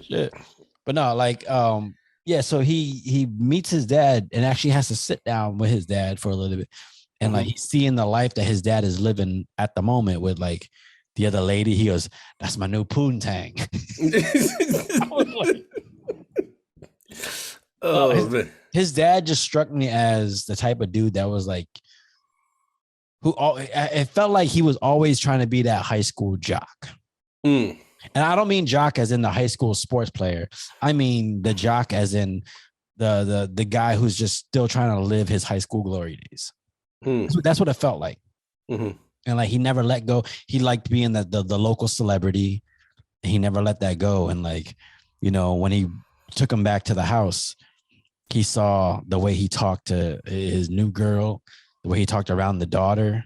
Mm-hmm. What do you say around the daughter? Like, because he was talking about writing. He goes, Yeah, you know what? I actually rewinded that about 3 times, so I could not figure out what he said when he was sitting at the table coloring with the sister or whatever. yeah, oh, not coloring. He was doing the puzzle. Okay, yeah, and the dad walked in. He said something, and I could not figure it out for nothing. He said something about like, yeah, I bet you write like something's pussy or some shit like that. It was definitely something like an insult, but I couldn't figure out what he said. Well, it wasn't necessarily an insult, but it was like, you don't say that shit around a fucking little girl. Mm. So that she picked up her stuff and walked out. Gotcha. He was looking at his dad like, what the fuck is wrong with you? Mm. Like, you don't got no fucking common sense? It's a fucking little girl. It was one of those things. And then after his dad hit the mom and like she dropped the chicken, Mm-hmm. he goes, yo, he goes, hey, and he starts yelling at him. And he looks at his son. He goes, oh, you look like you just had a realization. Mm-hmm. You look like everything's just coming into place. Mm. And that's one of my favorite scenes in the movie because he says that. And then he says, what did he say? He said, you can't get rid of me. You need somebody to hate or something like that. Or you need a bad guy. That's my quote for the movie. Mm. My quote but I'll say it later, but like that'll be my quote. But he goes, what are you going to do without the bad guy in your life? Mm. Because you're set. And I was just like, God damn. That was good because I know a lot of people who need or still hold on to that bad guy in their life because that's what gives them the drive to push forward. Mm. But and I'm gonna go ahead. Let me ask you: is there a bad guy in your life that you think you hold on to? Or beer? I said beer's fucking amazing. Don't you ever say that's the bad guy? First of all, that's hard kombucha. That's not beer. Yeah, it looks like you don't even like hard kombucha. I don't like beer, but still. Yeah. I'm gonna drink it. It's actually really fucking tasty. This would be a good summer drink. You know, a little fire pit, hard kombucha, rattlesnakes. With a good ass steak on the grill. Mm-hmm. Can't go wrong. I bet you that rattlesnake's like, you know what? I should have went to the neighbor's porch. Oh God, you know what's so funny about that? I mean, now I've been drinking, so I don't even want to say this on camera because this is something personal that I've been thinking about. All right. But the son bitch is beautiful. What? The son bitch is beautiful. With a snake? I think it was a she. All I can tell you is, you know, it might have been that realization when I told you, you know, in the last month you fucking crashed a fucking semi truck, got bit by a snake, and you know caught COVID. Caught COVID. Yeah. So like I know you were saying, you know, motherfucker, I might be a fucking superhero, which is true. You might be a goddamn superhero. But at the same time, I thought maybe this is the universe saying, hey man, shit can end at any fucking moment. So get your fucking shit together. And that's what's funny because I'm trying to figure out what I got to get together. Even though I've had my realizations, and we can talk about that off camera, you know what I'm saying? Yeah. But like one of the biggest things I got was how much time I spend not doing what I could be doing. Yeah. Because like I said, I was asleep for 49 hours, 2 days and an hour. Mm-hmm. And the world kept going on without me. Yeah. You know what I'm saying? Yeah. I woke up thinking it was Friday night, like 3, 4, 5 hours later. Nah, it's 2 days later. You know what I'm saying? Y'all done came and went and had to go on with y'all lives because y'all still got shit to do. Yeah. I done flew in, flew out, all that shit. Yeah. You know what I'm saying? So it was just one of them things where it's like, all I know is so if the universe is telling you, hey, you got to get your shit together, it's almost like, okay, I got to take stock of what am I doing now? And how is it serving me? How's it serving me? How's it serving the people I care about? Because I don't give a fuck. I don't give a fuck about everyone else around me, but the people I care about, I need to make sure that whatever I'm doing benefits them as well. You know? So you got to look at some people in your life I'm not going to name any names, but there's a beautiful little girl out in Germany, Mm-hmm. and you got to look and see, how the way you're living your life is affecting that little girl. And that was one of the things I thought about. Like, shit, I spent so much time doing shit, not doing shit I should be doing. You know what I'm saying? That was that. Yeah. Yeah. Well, because you've always told me, that's your heart, and like, Mm-hmm. no matter what you do, you're going to be doing it for her. And if anyone else has an issue with that, well, get the fuck out of my life, because that's the most important person in your life, Mm-hmm. which I agree with. Now the question is, have you been living that way recently? Mm. That's all. Yeah. And like I said, that's a conversation for another time. Yeah. Because Oh, trust me. I get it. Cause like, I feel like for me, and this is going to sound super selfish, but for me, I had to have that realization, and the person I had to think about was myself.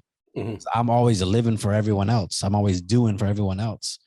And meanwhile, I felt myself spiraling downhill and going down a fucking path that I didn't want to go down, becoming someone I didn't want to become, and just like falling into a hole that I didn't like where I was. Mm. And I had to just take stock and be like, hey man, like, you keep doing for everyone else. Like, fucking think of yourself for once. You're almost fucking 40 years old, and you haven't taken a second to think about your own life. You only think about everyone else and making sure everyone else is all set. Mm. So, yeah. I mean, it didn't take a snake bite to get me there. You don't want one, trust me. I don't know. I done drank enough snake wine in my life that, maybe I'm due. Maybe motherfucker will get me back. This is for my brother Earl, 1983. Oh man, shit! You never know. I don't know. Did I tell you my thought process on that? Where I had a whole epiphany. Snake wine? No. I had a whole epiphany, or not saying epiphany, but I was thinking and drinking one day. This had to be. First of all, that's every day. Don't just say one day. But this one day was like a little deeper thinking and a whole lot more drinking. You know what I'm saying? But all I got was, if the Bible is what it is, you know what I'm saying, and it's our basic instruction before leaving Earth, as they say, whatever.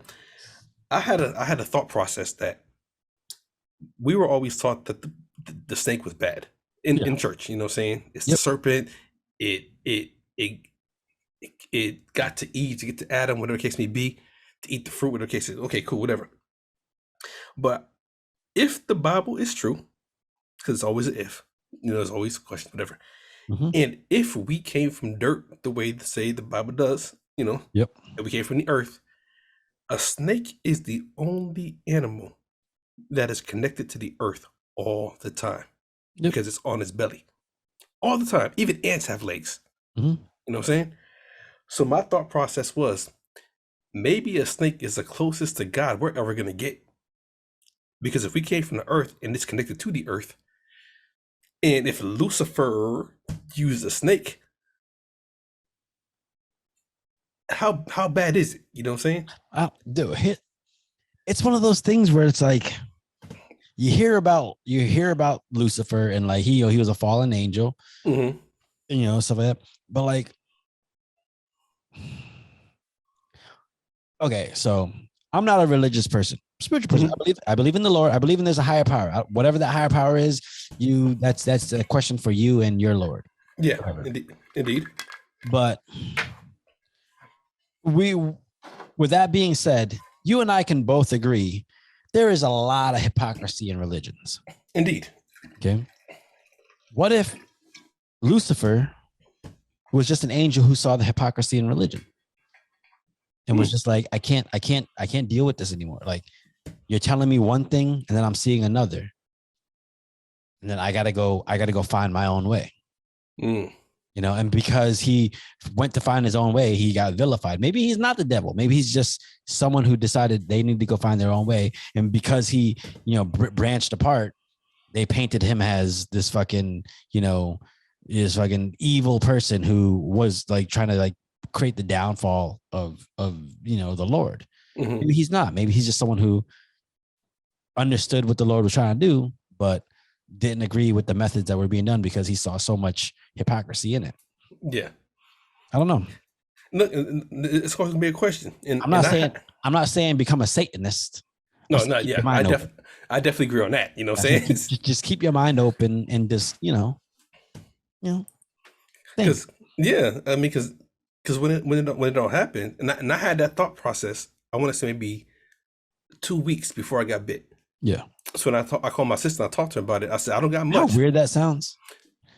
I had that thought process 2 weeks before I got bit. Mm-hmm.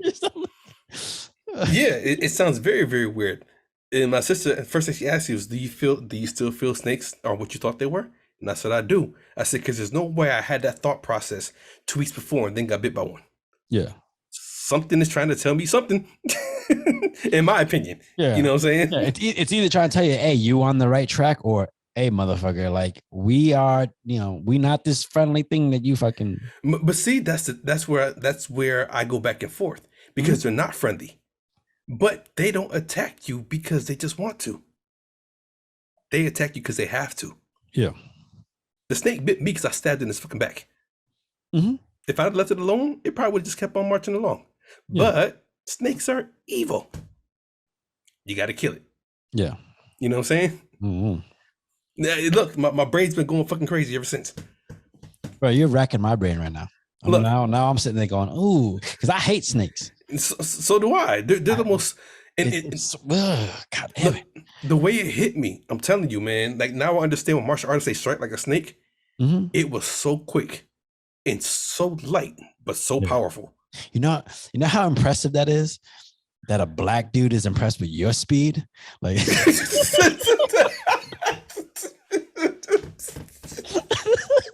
Oh man. All right, man. I might have had a little too much hard kombuchas and no. Look, my brains are going. I wasn't trying to have this conversation on this podcast because this is totally different from the movie. But shit. But no, but this is what this movie therapy is about. Yeah. We use the movies as a vehicle to talk about, to think about life. It's not even talking about life. This is. I mean, if you're listening right now, this is literally like just free form thinking out loud. And this is what me and Chris. The thing is, this is what me and Chris do on a daily basis. We call each other, and whether it's a 10-minute conversation, whether it's a 2-hour conversation, we're just bouncing ideas off each other. And mind you, we're fucking idiots, so they're not always the best, fucking subjects. But indeed, but they're ones that we're truly passionate about.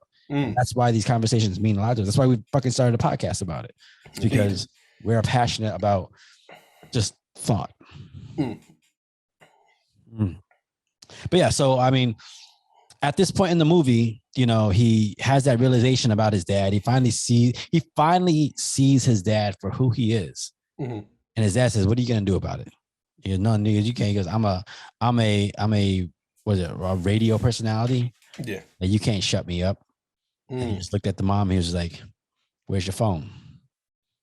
And called the cops on that motherfucker. Yeah, he's like, "No, I'm putting an end to this point in my this chapter in my life that meant having the thought of my dad hold me back." I think that's what that moment was. It was, again, he said, what are you going to do without the bad guy in your life? And it was that moment where he was like, I don't know what I'm going to do, but I'm going to go find out. And he got rid of the bad guy in his life. See, and I think we got off subject, but that's what I was asking you. Is there a bad guy in your life? I don't think you ever answered that question. I think the bad guy in my life, who is the bad guy in my life? Besides me, I really do think there's a part of me that views myself as the bad guy in my life, because I feel like I've held myself back a lot. I feel like I've held myself back, and I feel like I've made excuses for myself for, like, when something didn't go right, or when I didn't achieve like I should have achieved, I made an excuse of why it didn't happen instead of taking responsibility for it. And then 2, okay, so the older Cambodians in my life, growing up, they drilled inside my head that I wasn't a good Cambodian. I was too Americanized. I was forgetting my culture. I didn't talk Cambodian. I had long ass hair, so I could be gay because I had long hair. It's just that old school mentality. And instead of taking it in and being like, okay, so why do these people think like this? I just said, fuck y'all. If y'all are gonna think that about me, fuck y'all. I'm gonna keep doing me. I'm just gonna keep doing me and following what I want to do. And in doing so, I started to achieve whatever success I have now. I started to I chased wrestling because I said, fuck y'all. I'm not gonna do what you guys tell me to do. I'm gonna chase my dreams and all that. But in thinking about it, I've realized that there's a lot of my culture and a lot of stuff I missed out on because I was being rebellious. So I had to there was a point in my life where I had to get rid of that whole, just holding that against the older Cambodians and just seeing their perspective and realizing like, okay, this is why they thought that way. I don't agree with it, but I can understand it. So now I got to go back and get some familiarity with these things I lost. So for example, once my parents retire, I'm going to book a trip to Cambodia. I need to go visit, my family over there. Because before, back in the day, I didn't want to go back because I got so much shit talked about me about being too Americanized that I was like, okay, well, if they're talking about me like that, imagine how these motherfuckers in the motherland are going to talk shit about me. And now I'm just like, okay, who cares what they're going to say? Let me go see this place where my parents came from that, means so much to them that they never had to show me as a child. Yeah. I need to do it before they die because like I said, I'm almost 40. Parents are going to be here forever. There's a quote where they say, if you're okay, my mom's 63. If she lives to the average about 85 years old, that's 22 more years. So when you think about it, you'll look at it and be like, yeah, I got 22 years left of my mom being in this world. Not that long, but a long time. But then if you break it down, you're like, well, I only go back home twice a year. So if you do twice a year times 22, that means I got 44 visits with my mom left in my life. Go fucking make that shit worthwhile. Damn. Yeah, when you think about it that way, you're like, okay, so now whenever I'm around my parents, I make sure I take advantage like wholeheartedly. If my mom wants to go to the casino and nobody else wants to go to, I'm like, mom, let's go to the casino. Let's go do this because I only have a certain amount of time left with these people, and I'm not gonna let it go to waste because I think I have infinite amount of time left. It happens a lot. Like, I mean, again, with your mom, like you and your mom have a tumultuous relationship. You might not see your mom as often as you'd want. And if you do, you're probably going to argue sometimes. But like, how many times do you see your mom in a year? How many years do you have left with her? Going in the direction that she's going. Might want to take advantage of those moments because you never know how much of those you got left. Yeah. Interesting. Yeah. I think when you start breaking shit down into like that, you start to realize that like a lot of this petty shit that people hold against each other, it's fucking terrible. It really is. Yeah. Matter of fact, Ben Affleck pointed out in the movie. I don't remember the conversation exactly, but he was talking. He was in the hospital, and he talked about why he was hung up on that $30. Do you remember that? Because I remember it, but I don't. I don't remember the conversation, but I remember him mentioning it.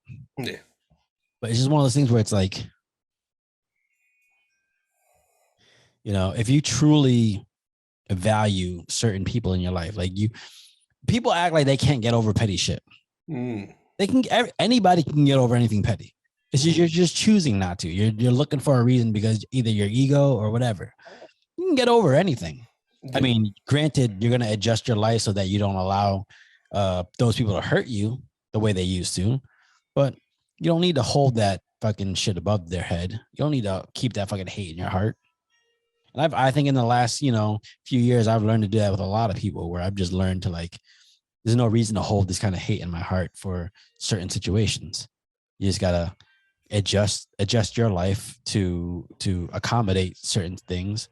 But then after that, it's easy to have a conversation. Yeah, Mhm. it really, really is. I think people are just scared to have those conversations or those hard conversations. Why do you think people are scared? To either be the bad guy or to hurt somebody they care about. Why do you think people are so afraid to be the bad guy? Because nobody wants to be the bad guy. Bad Yeah, guys but don't win. what is The society has taught us that bad guys never win. Joker's never gonna be Batman. Lex Luger never gonna be Superman. Like I said, Lex Luger, Luther, whatever shit. I know. You know what I'm saying? like, hey man, it's Lex Luger and Lex Luthor. but what I'm saying is, bad guys never win.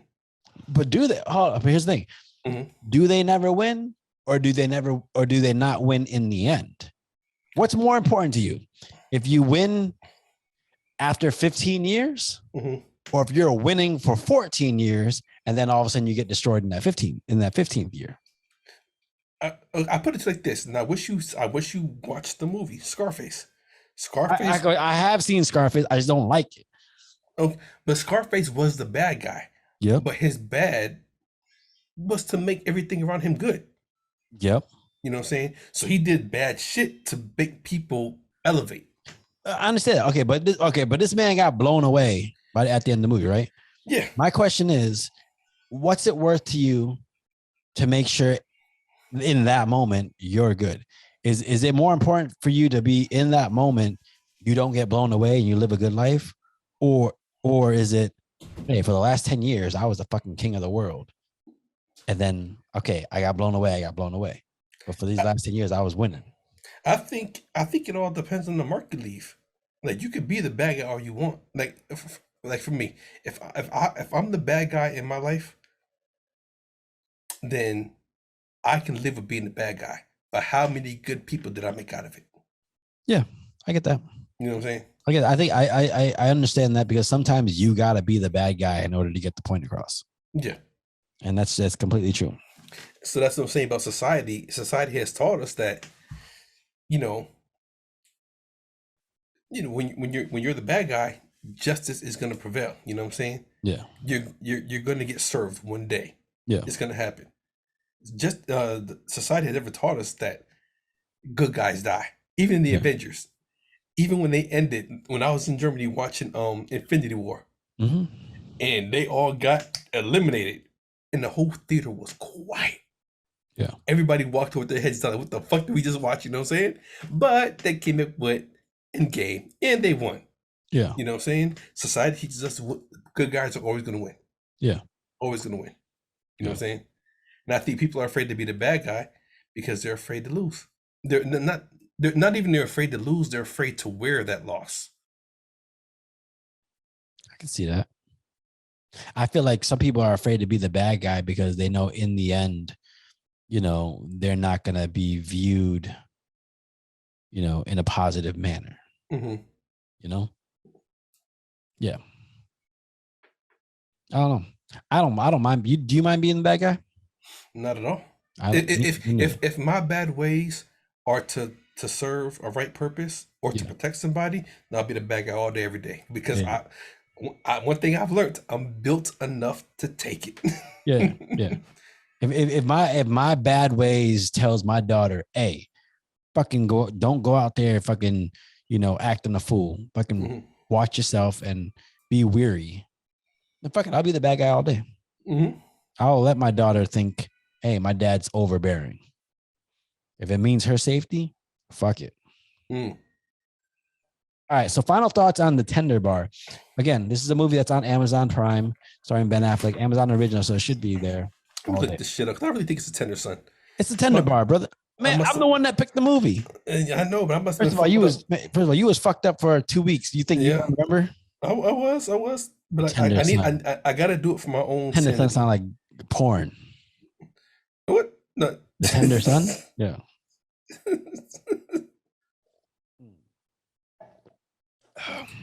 Okay, you know what? You're right. Tender Bar. I digress. You said that like it was a question. It ain't a question. It is Because you. I swore I typed in Tender Son. Listen. Yeah, you also thought a fucking rattlesnake was only 3 feet long. Turned out that motherfucker was 3 meters 5, long. 3. Look, that motherfucker. 3 feet is what? 3 feet is 3 meters. No, 1 meter is just under 3 feet. Oh, okay. There you go. Yeah, I'm tripping. Leave me alone. Look, I have my meds today. I'm a little slow. Work with me, all right? Yeah. Okay. Yeah. So, final thoughts on the movie. Definitely a good movie. I think a decent watch. Um, you know, like one of those nights where you're just like, you know what, I want to stay in, and I don't want to do much. Something Yeah. decent to watch. I think as a viewer, you will enjoy it. You know what I'm saying? I Not much comedy, but enough. You know what I'm saying? Yeah. I think. I like the movie. They don't make movies like this. They rarely make movies like this because this is one of those movies where you can watch it, but okay, you knew they weren't going to make a lot of money making this movie, Mm, but they made it because they believed in the story and mm, they thought you could learn something from the story. yeah. And that's one of those, yeah. And I like movies like that, so yeah, it's definitely worth a watch. I think Ben Affleck did a fucking great job playing the fucking the loving uncle. Oh yeah, yeah, definitely. Yeah. Sleep on the couch. Mm-hmm. Because that's the way it be. The most fucked up person in your life is usually the one that helps you get the furthest ahead. Yeah, dude. When he gave the kid his car, Mm-hmm. and then like he gets in it, and then everybody from the bar, basically everybody from the bar, these are the people that raised this kid. Raise him, yeah. They all walked out and they said, "Hey man, we don't want to ever see you here again. Don't ever fucking come back." It's Mhm. like, hey, that baby bird just got its Be- wings. because their lives stopped there. Because one of the funniest, one not the funniest, but when he said, "What did he say? You just did 20,000 on what?" He said, "My house cost 12." He said, "No, your house cost 7." He said, Yeah, "Okay, yeah, my house is $7,000." You know what I'm saying? yeah, yeah. But like, even the part where they was like, he was sitting there and then they were going over the crossword puzzle or something like that. Mhm. And as a kid, he started naming everything off. And the other dude at the bar was just like, "Hey, that kid's a prodigy. Mhm. He's a prodigy." But you could see it in the way he said it. It wasn't like "Oh shit, this kid's a prodigy." He's like, "No, he's a prodigy. Like, Like protect him. protect this kid. Yeah, Exactly. yeah. Protect him because he's fucking special." And And that's what I'm saying. Like they knew their lives were there at that bar. That yeah, was their weekend. That was yeah, their end of the day. yeah. Where But there him, was he's like like, that you he's don't. meant for something more. Yeah, you don't belong here. You know what I'm Yeah, saying? yeah. You started here, but don't you end here? Yeah, so okay, so before we go any further, Hmm. brother, gotta go grab another shot. So let me go grab. And then I wait for you. I just poured one. Yeah, let me go grab more of this Appalachian apple. Oh gosh, so that means I gotta talk to the fans. But so, is there anyone? Has there ever been any moment in your life where you felt like someone recognized potential, whether it be in you or someone else, recognized potential, and did they foster that potential or did they quell it and hold it down?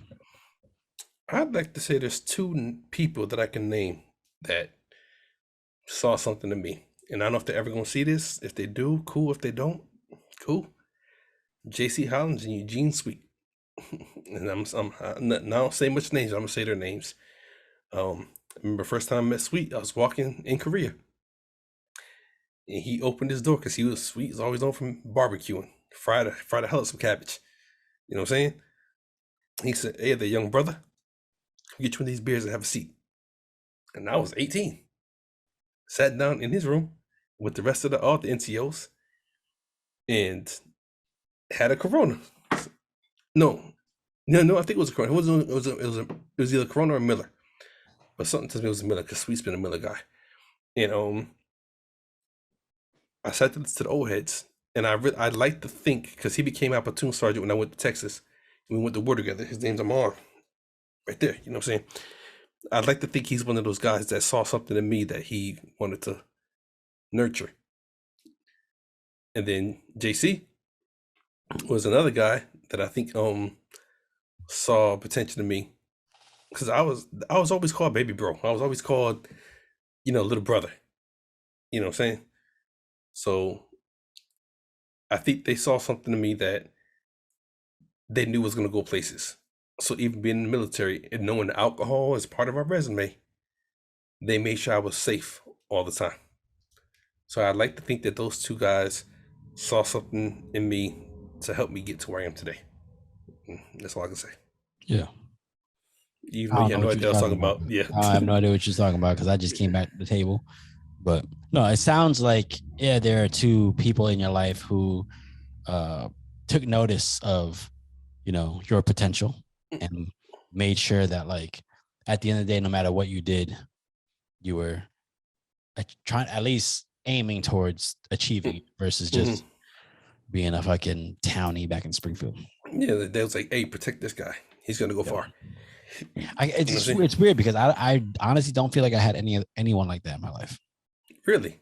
I don't feel like I had anyone who was trying to foster like my. Why you what you folding your arms for? Looking like fucking Gorilla Monsoon. What you doing? No. I'm actually joking, but I've always had your best interests in heart. That's why I always say I'm always protect you. Yeah, You know what I'm saying? I'm saying as growing up. Yeah, yeah, yeah. I was No. homesick. That was me talking shit at that moment. But Yeah, yeah, I got you. yeah. Chris looks out when it comes to the female persuasion. He's like, Sarat, stop being a little prude. I was looking for a lot of things, not just the female persuasion. Oh, You know okay. what I'm saying? Hit the shot real quick. You let no pussy go to waste. I'm not pussy whipped. Is I that whips pussy. is that new Poontang? Yeah, there you go. Cheers. Yes, indeed. I say that because I felt like a lot of people around me growing up, they were a lot of people growing up didn't really understand the arts. They didn't understand the idea of building a life off creativity. My parents were very blue collar. They knew work with your hands and build a life for your kids. I mean, that's what they did. They came there, they worked in the factory, and they built a life for their family. A lot of other people I knew, they just it just felt like they didn't understand that like there was something out there for me that didn't have anything to do with college or a 9-to-5 job. I knew early on at an early age that no matter what I did in life, it was gonna have to be done with my creativity because I knew that's my bread and butter. And in doing so, like getting to the point where I got to, I met people along the way who, when I did something creative, whether it be my artwork, whether it be at broadcasting school, I remember that I met this girl in broadcasting school who she used to be. Actually, her name was Amy Vanderoff. She was she was a twin, but she was the reigning Miss Connecticut. But we were in the same broadcasting school class, and like I would do like acting stuff and stuff with radio, and she was like, she told me, you're really fucking good at this. Like you're really good. And then when my parents came for graduation, she was like, your son is like really good at this. And it was like little moments like that that made me go, hey, okay, I'm on the path that I know I need to go to. But I never had that one person say like, help foster that along. But like those little instances kept me going like, okay, I know I'm on the right path.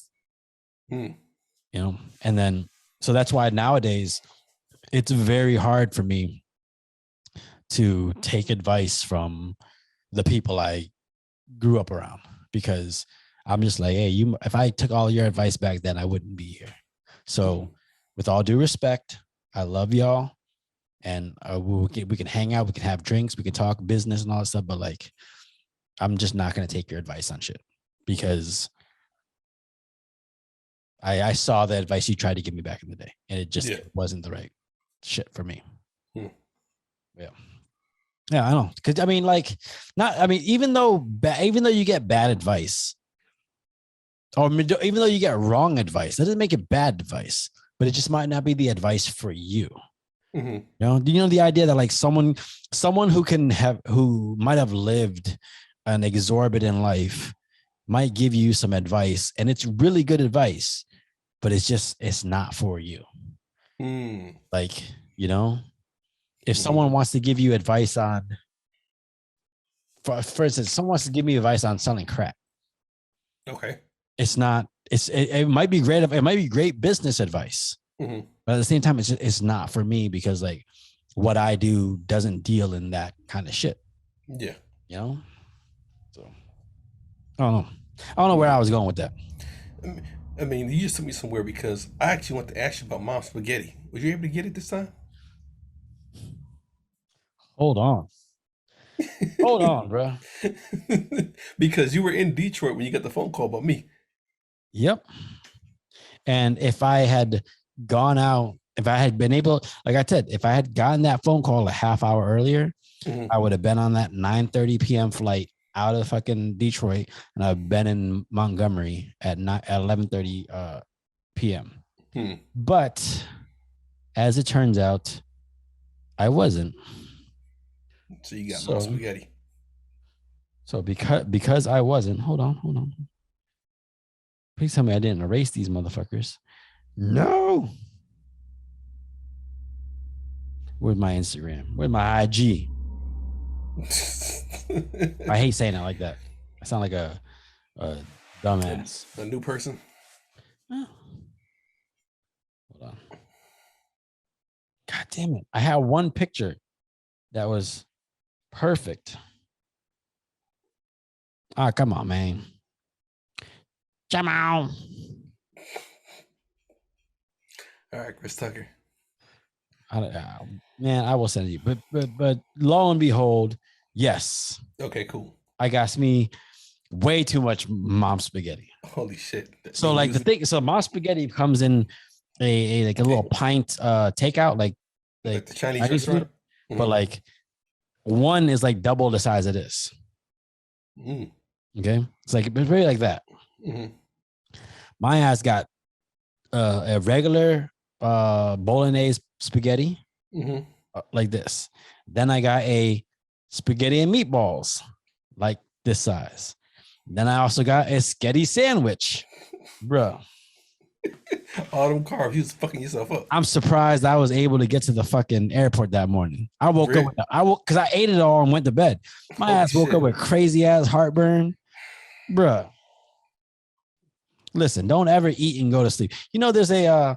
Did I ever tell you about the Cambodian fucking? What was it? I don't want to say it's a fucking like superstition. Yeah, but it's superstition. Mm-hmm. Don't ever eat laying down. Okay. All right. So according to Cambodian superstition, if you eat laying down, you're gonna turn into an alligator.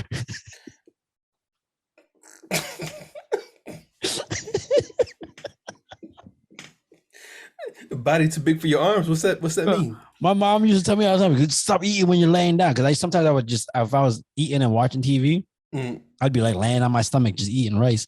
She'd be like, no, don't do that. You're gonna turn into an alligator. For some odd reason, it makes sense to me. Yeah, right. It just. I don't know why, but it makes sense. You're gonna turn into an alligator eating laying down. Yeah. Yeah. You gotta twist that shit up. You know what I'm saying? But it was good. It's not the pasta. It wasn't like gourmet pasta or nothing. It's like fast food spaghetti.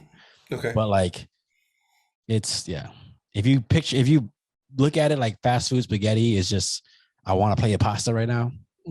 Like cafeteria pasta. Gotcha. Yeah, that's that good shit. Cafeteria pasta. I love me some beefaroni, man. Like beefaroni is in my top 5 like food dishes. Like me a can of ravioli in the cabinet. Bro. That's my go-to when shit gets thick.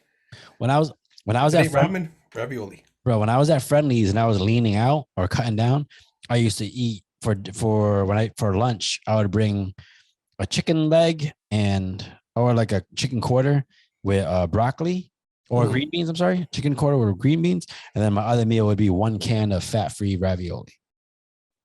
The fuck is fat-free ravioli? They have the Chef Boyardee fat-free ravioli. The fuck?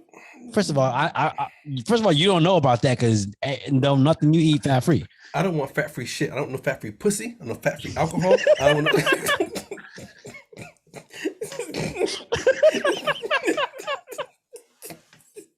I don't want shit fat free. Give me all the calories. Give me all the sugar. Give me all the fucking sodium. You know what I'm saying? I need that shit. Oh goddamn. Man, fat free my ass. Shit. I'm fat. Bro, I'm fat free enough. Goddamn it.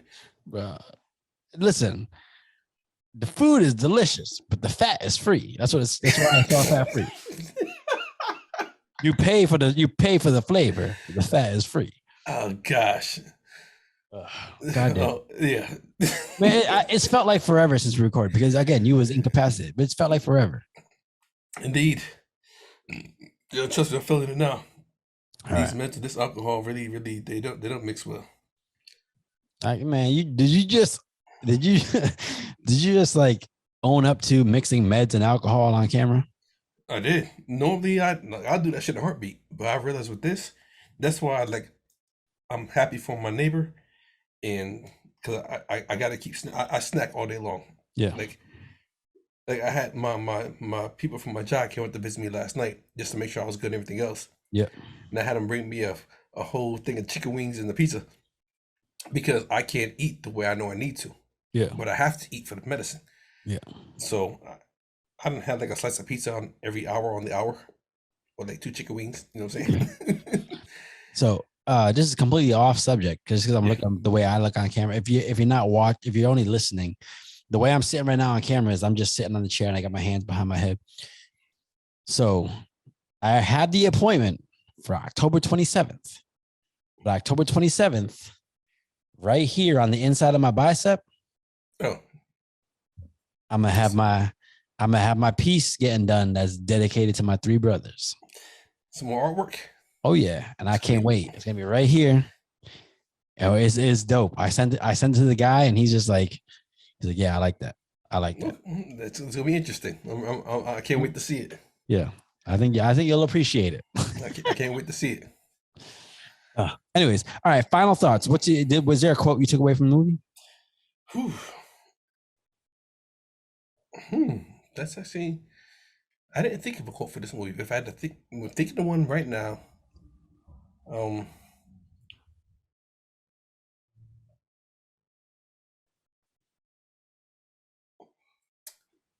Don't waste your time on false dreams. And the reason why I say that is because he kept going back to that girl who didn't want him. I mean, I feel like that, and also he kept going and trying to be a lawyer, even though he knew he wanted to be a writer. Right? Yeah. Don't waste your time on false dreams. And it's for me, it's okay to change dreams.